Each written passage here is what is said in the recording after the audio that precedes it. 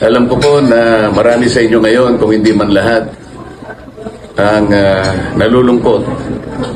Kung iba siguro ay nagagalit dahil sa kalapastanganan na ginawa sa pagkatao at karapatan ng dating Pangulong Rodrigo Roa Duterte. Napakahirap talagang tanggapin na isang Pilipino naging Pangulo pa ng ating bansa na wala man lang kasong inihain laban sa kanya dito sa ating bayan. Ang sapilitang dinukot at inilipad sa malayong bansa, malayong malayo sa atin, upang doon ay siya'y usigin at hatulan.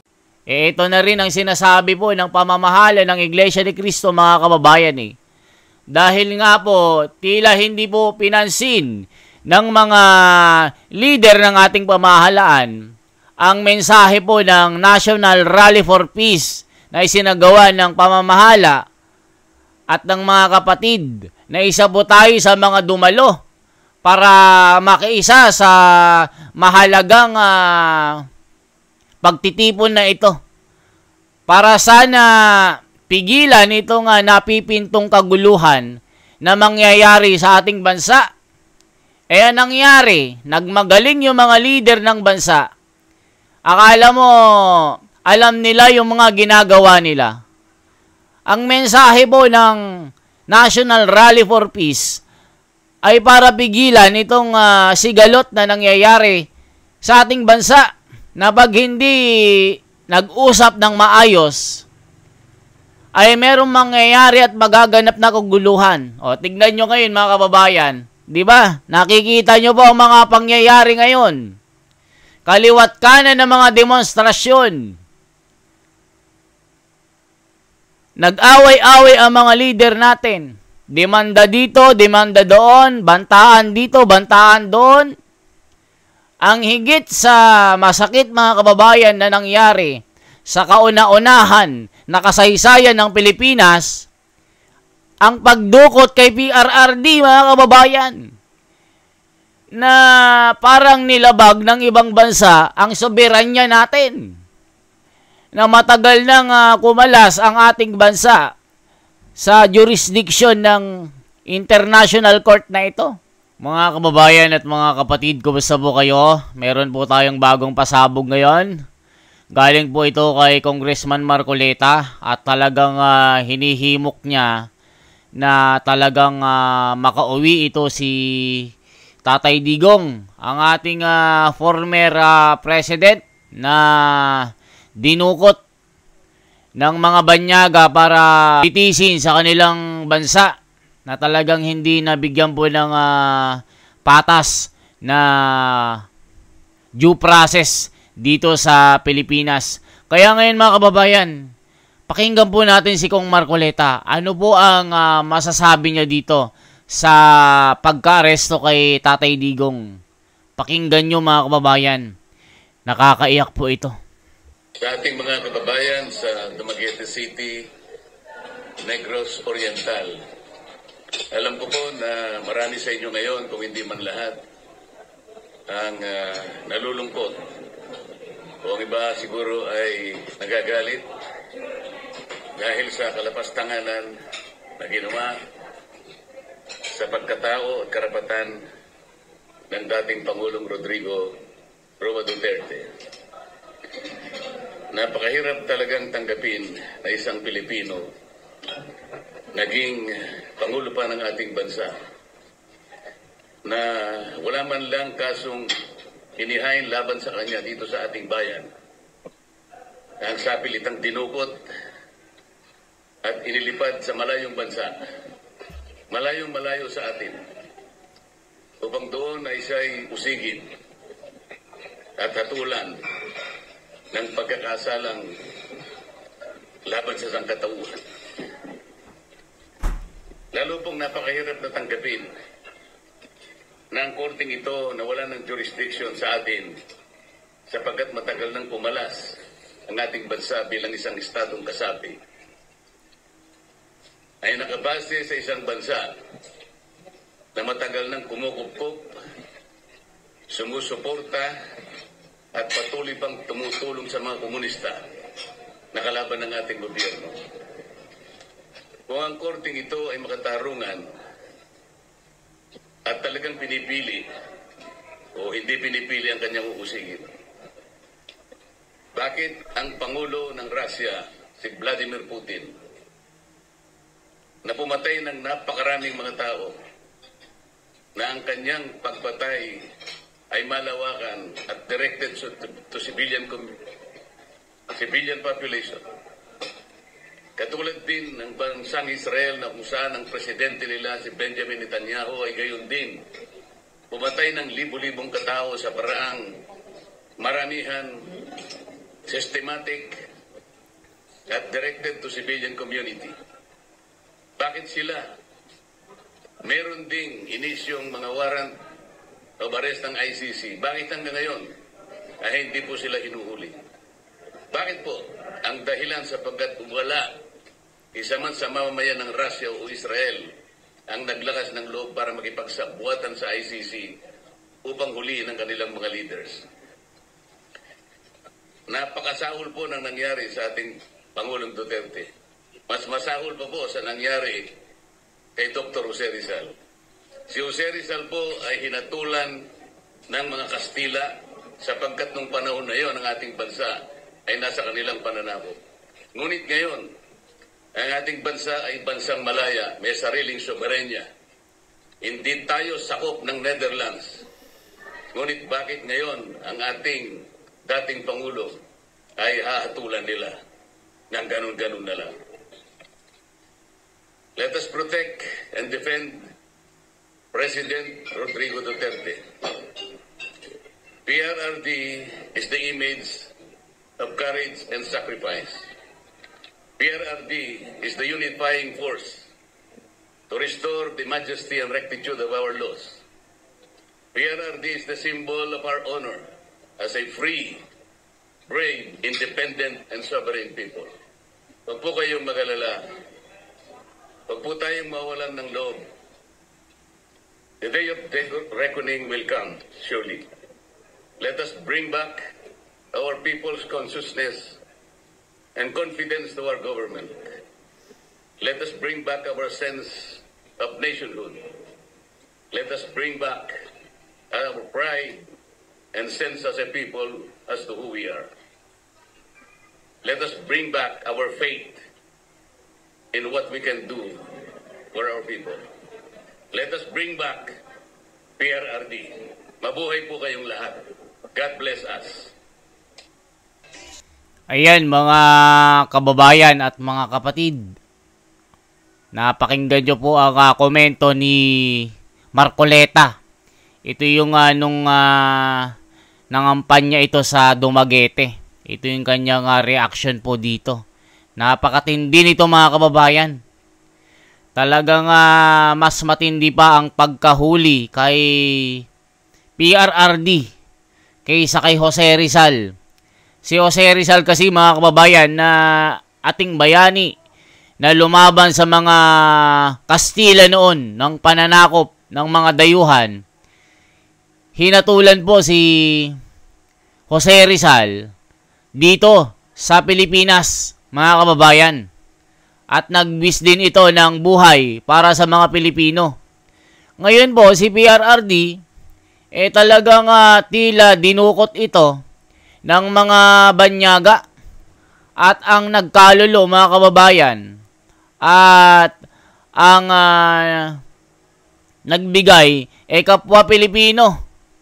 Kumbaga nagtraidor po ito sa bayan at kusang isinuko ang ating dating Pangulong Duterte. Talagang hindi po talaga nakatikim ng patas na pagtrato ito. Na bakit hinayaan ng ating gobyerno na maibigay ito sa ibang bansa para doon litisin. Matindi mga kababayan Talagang nakakalungkot bilang isang Pilipino na makita natin ang dating Pangulo na nililitis sa isang bansa na wala na mga jurisdiction sa ating bayan. Bakit kaya mga kababayan, anong nangyari? Ang halimbawa nga dito ni Congressman Marcoleta ay ang mga presidente ng Russia at Israel ay mas matindi ang kanilang ginawa para supilin ang mga kaaway nila. Direktang nakadireksyon ang mga missile nila doon sa komunidad kung saan maraming maapektuhan ng mga civilian at komunidad. At isa pa yung mga bata dito. Bakit hindi daw ma-action-actionan ng ICC ito? Meron naman ng naka-release na mga warrant of arrest. Bakit kanyo mga kababayan? Kasi ang Russia walang traidor sa kanilang bansa.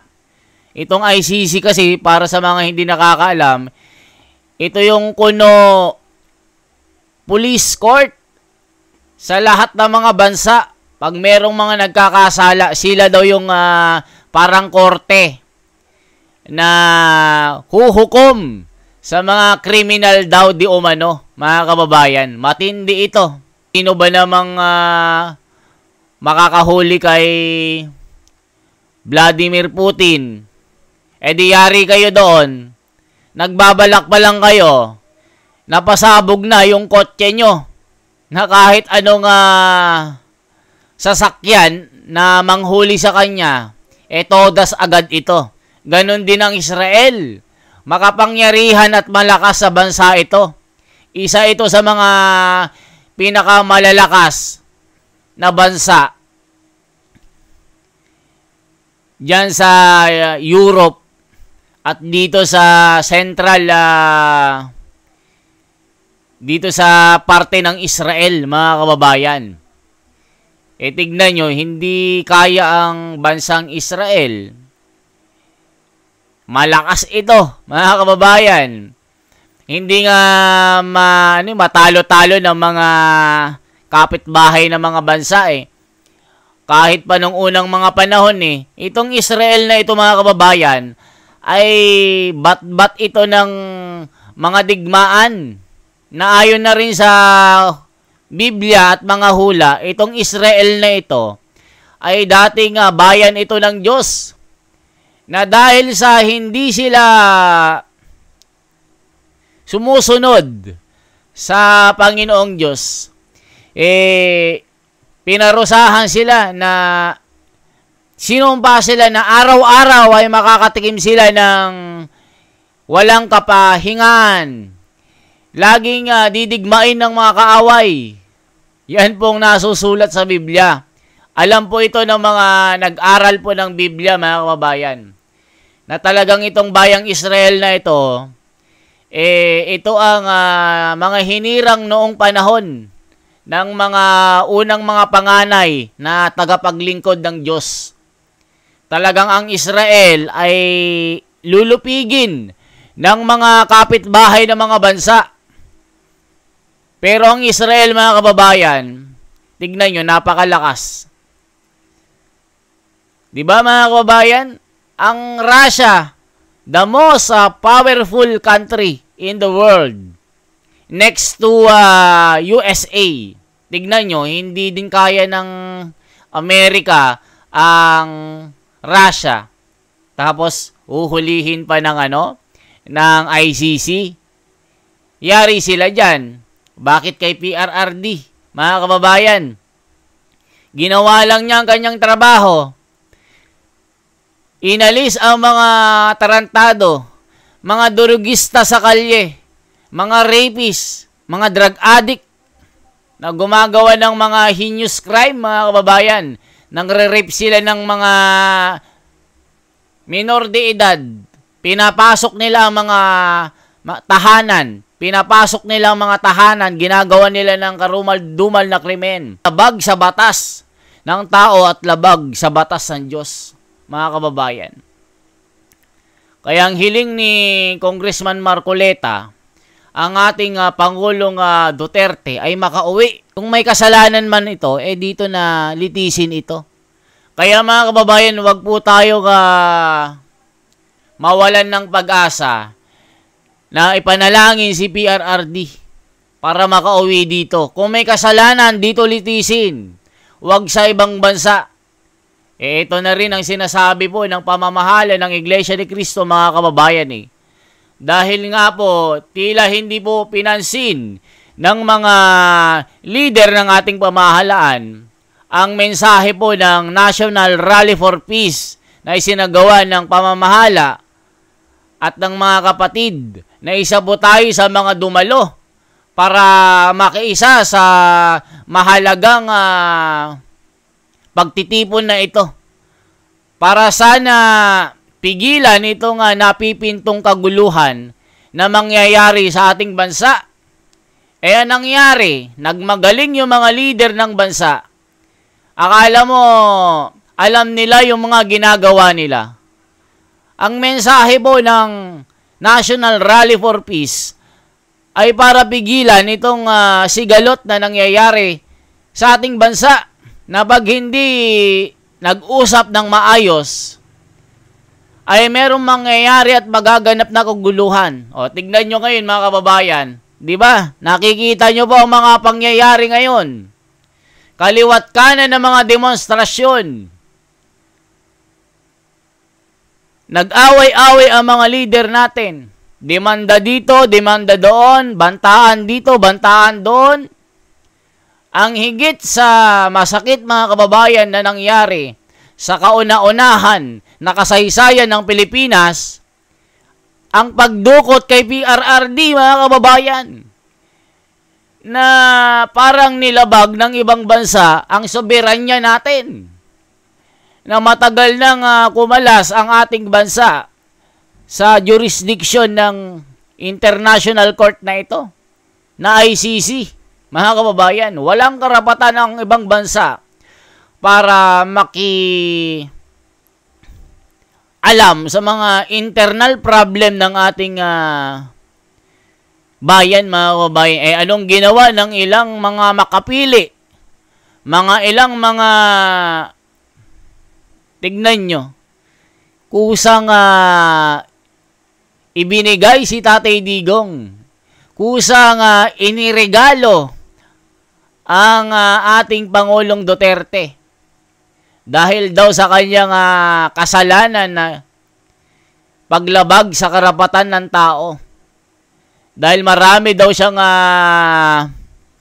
pinatay, marami daw siyang inagrabyado na mga loko-loko. O isipin nyo mga kababayan, mas inisip nila yung mga kapakanan ng mga loko-loko kaysa sa mga nilapastangan ng mga loko-loko. Ibig sabihin, yung mga inagrabyado ng mga kriminal, mas inisip nila yung karapatan ng mga gumagawa ng kalokohan kaysa sa mga nagawan ng krimen. Tignan nyo mga kababayan, anong mas mahalaga? Yung karapatan ng mga inagrabyado ng mga kriminal o yung karapatan ng mga kriminal na ito? Tignan nyo si Tatay Digong. Dahil mahal niya ang Pilipinas, gusto niyang linisin ang mga dumi na ginagawa ng mga kriminal na ito. Anong nangyari? Tignan nyo mga kababayan, naging maganda ang takbo at direksyon ng mga mamamayang Pilipino. Ang pamumuhay nila napakatahimik noon. Ang lagi lang natin naririnig, yung mga kriminal natakpan ng dyaryo, nakita sa ilog. Di ba mga kababayan? Yun yung mga naririnig natin at nababalitaan natin during PRRD. Nung kanyang panahon. Akala kasi ng mga iba mga kababayan, itong si PRRD ay Hitler daw. Di ba si Hitler? Halos 7 milyon ang kanyang nilagas sa kanyang mahigpit na batas. Dahil sa mga Hudyo, ayaw niyang magkaroon ng lahing Hudyo sa bansa nila. Ang ginawa niya, dinimolish niya lahat. Yun talagang Hitler talaga yon. Pero si Tatay Digong, ang kanyang mga ginawa para isalba ang milyon-milyon na mga kababayan natin kontra dito sa mga kasamaan na ito. Anong ginawa ng mga makapili? Mga nag-traidor sa kanya, binenta siya. Pinakidnap siya sa ibang bansa. Yung mga puti dyan, tignan nyo, parang yung kasarinlan ng ating bansa bilang isang bansa na nagsasarili. Bakit kailangan pa ng ibang bansa para makialam sa ating problema dito? Di ba mga kababayan? O tignan nyo, ang kahilingan ni PRRD. Gusto niya nang makauwi para makita yung mga kababayan natin. Mga kababayan, tinanong niya anong kasalanan niya, what are the crimes that I committed? Bigyan niyo ako ng dahilan bakit niyo ako inuhuli. Basta binasahan na lang warrant of arrest daw. Nasa cellphone. Di ba dapat bago dakipin si Tatay Digong, meron munang pag-uusap sa Korte ng Pilipinas. At ang sinasabi doon sa batas, ang uhuli yung representative ng Interpol. Tignan nyo ako, wala man lang representative yung Interpol. Mga Pilipino din ang nagsuplong kay Tatay Digong na akala mo atat na ibigay si Tatay Digong. Parang rush. Parang nagmamadali, mga kababayan. Ano sa tingin nyo? Mag-comment kayo. Ako bilang Pilipino, mga kababayan, talagang masakit din po sa akin ito.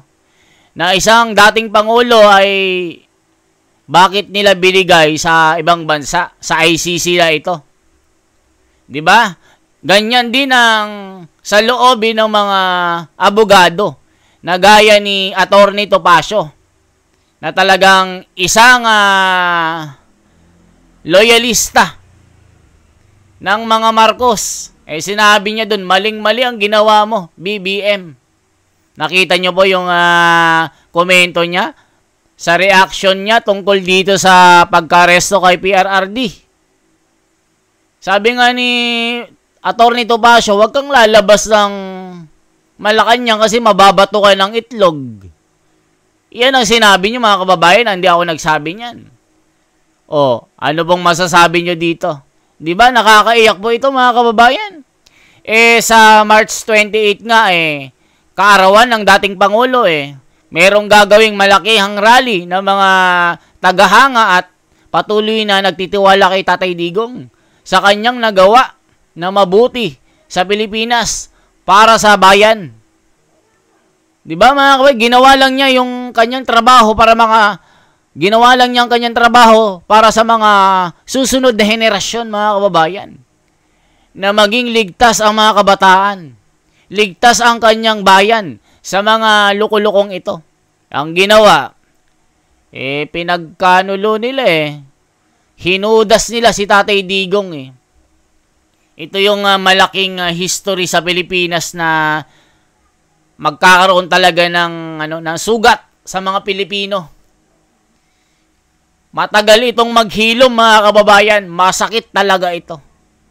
Masakit talaga ito, mga kababayan. Bilang isang Pilipino na alam natin na si Tatay Digong ay ginawa lang niyang kanyang trabaho.